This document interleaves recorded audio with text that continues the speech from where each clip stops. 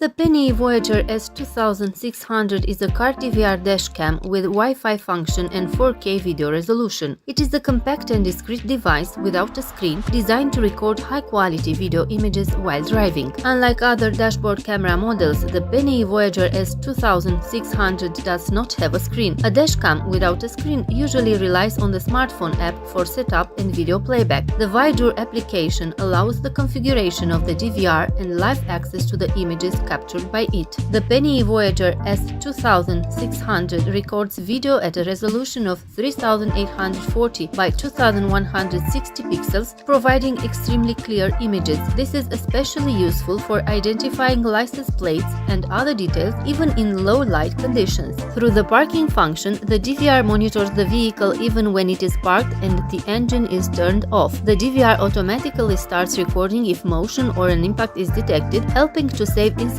such as knocks or vandalism. To benefit from this function, you need a special power cable.